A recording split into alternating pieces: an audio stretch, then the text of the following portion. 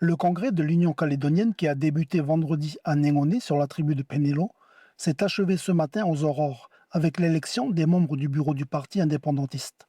Fait notable selon l'animation du scrutin, les 200 délégués des 33 comités locaux appelés à voter étaient tous présents. Il manqua 7 voix pour qu'Emmanuel Tjibaou soit reconduit à la tête du parti dès le premier tour. Au second tour, les candidatures de Nadine Pidjo, Jacques Lallier et Gaston Lédenon sont retirées par les comités locaux qui les avaient proposés. Emmanuel Tjibaou est donc reconduit à son poste de président de l'UC, comme le reste du bureau qui est maintenu. Pierre-Chanel Tudugoro et Michael Forest, respectivement premier vice-président et deuxième vice-président, Dominique Fauchier, secrétaire général, et Christian Théin, commissaire général. Pour le président du parti, cette reconduction traduit une volonté de continuité dans les engagements pris devant leurs militants, notamment vis-à-vis du dit accord de Bougival et de son complément récemment signé à Paris.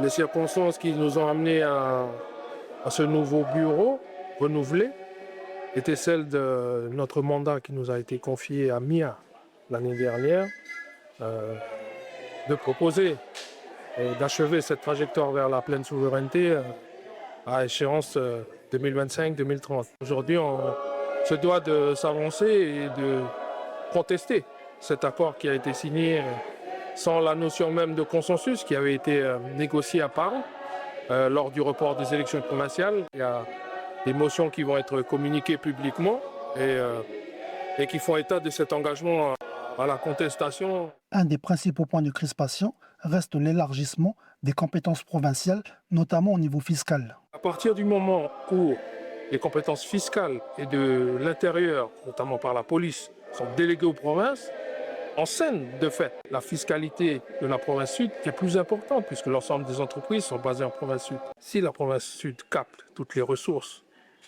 quid de la répartition, quid du rééquilibrage? J'estime que l'hyperprovincialisation a été mise en œuvre dans cet accord politique, dans ce projet d'accord politique. C'est cela que l'on a contesté dans le rejet de Bougival. Et c'est sur cet aspect-là qu'on souhaite revenir aujourd'hui dans les discussions. Pour cette contestation, le principal levier cité reste de convaincre les habitants du pays et de la métropole, ainsi que les parlementaires français, qui devront valider ou pas d'ici 2 mois cet accord de Bougival. Voici l'A400M, un avion de transport militaire de passage en ce moment en Nouvelle-Calédonie. 4 moteurs de 11 600 chevaux, poids d'embarquement jusqu'à 35 tonnes. Il peut aussi accueillir 116 parachutistes et parcourir 4800 km. Aller loin et vite, un atout pour répondre aux contraintes logistiques de l'axe Indo-Pacifique. Lui, avec un CASA, nous mettons 5h30 pour aller jusqu'à Wallis et Futuna. Avec un A400M, nous mettons 3h30.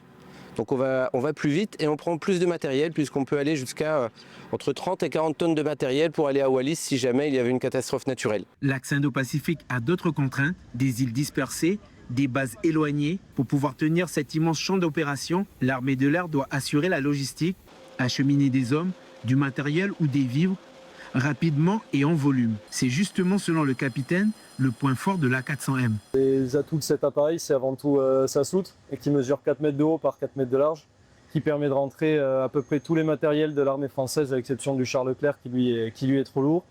Et c'est également ses moteurs et sa conception qui lui permettent d'avoir une allonge suffisamment grande pour pouvoir relier les Outre-mer en très peu de temps. Modulable, l'A400M peut être engagé sur des missions d'aide aux populations. Il a évacué des personnes lors de la crise insurrectionnelle de mai 2024 au pays, mais elle peut également être équipée de modules médicaux pour réaliser des missions d'évacuation sanitaire. Sans parler de module médical, nous on pourrait prendre jusqu'à 116 passagers. Maintenant, en phase d'évacuation sanitaire, ça a déjà été, on a déjà pris plus de 200 personnes en soute. L'A400M sait aussi se poser sur des pistes courtes et peu équipées. Dans le Pacifique, c'est essentiel, en cas de cyclone par exemple. Ça dépend ce qu'on met à l'intérieur. Plus il va être lourd, plus on va demander des pistes robustes. Mais il est quand même capable de se poser par exemple sur la piste au nord de la Calédonie qui se trouve à Poum. C'est une piste de terrain sommaire sur laquelle on peut poser l'A400M. Outil majeur dans la coopération régionale, l'A400M se déploie lors d'exercices. L'aéronef apporte donc polyvalence, options et réactivité pour interagir avec les alliés. Donc on gagne beaucoup de temps, beaucoup de rapidité. et ça permet des échanges et des partenariats avec les nations du Pacifique. Dans l'Indo-Pacifique, la 400M se veut un outil d'endurance et de réactivité. En 2030, cet avion prévoit de se poser durablement en Nouvelle-Calédonie. Je ne suis qu'un homme, un être de chair et de sang. Musique entraînante, son travaillé et paroles familières. Ne vous méprenez pas, cette musique a été remixée par l'intelligence artificielle et a franchi la barre des 200 000 vues sur YouTube. À l'origine, il s'agit du titre Homme du groupe de Kaneka Virin. Les outils d'intelligence artificielle bousculent aujourd'hui la création musicale en remixant des chansons existantes dans des styles variés. De nombreux artistes calédoniens n'y échappent pas, c'est le cas de Fédiz, qui voit cela comme une menace, mais également comme une aide.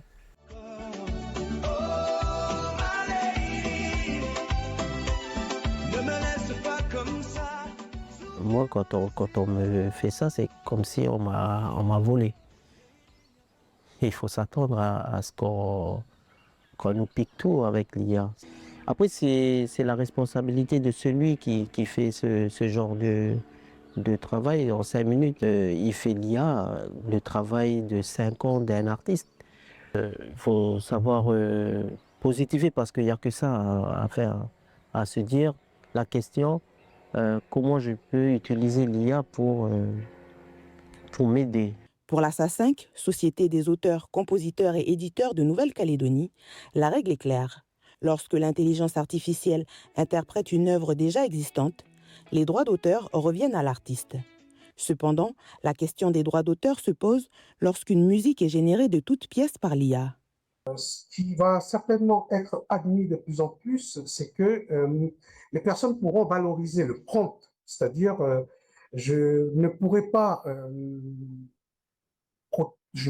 faire valoir le droit d'auteur sur une œuvre qui a été générée par l'intelligence artificielle, mais je pourrais déposer le prompt, puisque ces éléments-là sont des éléments générés par la personne.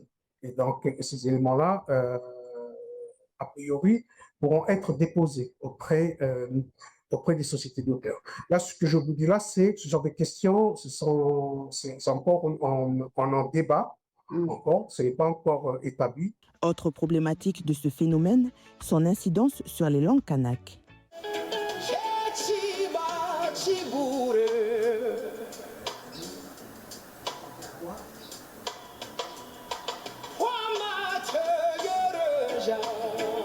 L'IA a du mal à intégrer les langues kanak dans sa base et les prononciations sont faites sur le français.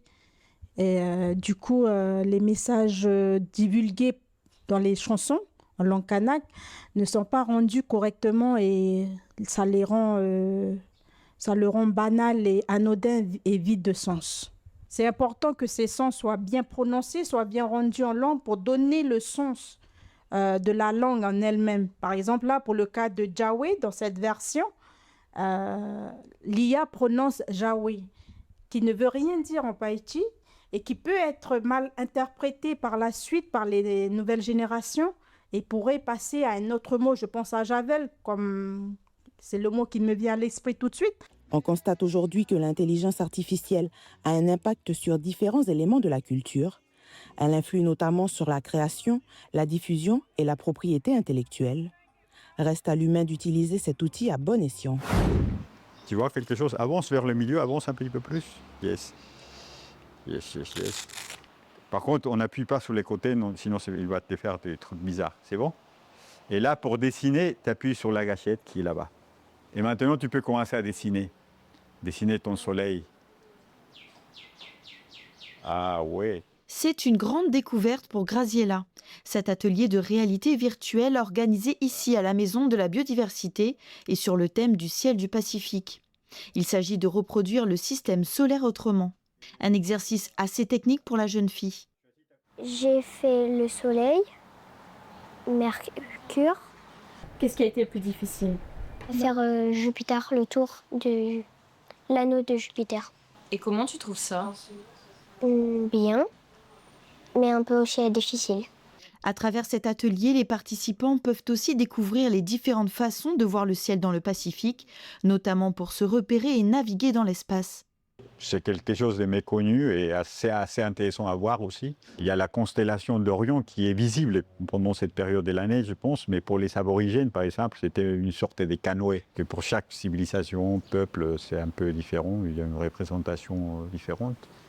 Et là, on a aussi des œuvres un peu aborigènes, un peu la vision de la Voie lactée. Ils avaient une vision aussi du ciel. On va proposer aussi un petit atelier de confection de cartes océaniennes traditionnelles. Il y a des jeux au sol pour les enfants. Il y a également un planétarium réalisé localement à partir d'une imprimante 3D par un jeune bénévole. Et donc l'idée là par exemple c'est de prendre conscience des distances qui séparent les planètes entre elles et l'ordre des planètes par rapport au Soleil. Ces activités sont organisées par la Maison de la Biodiversité en partenariat avec la ville de Nouméa. Elles sont proposées au public du mardi au samedi et ce jusqu'au mois d'avril.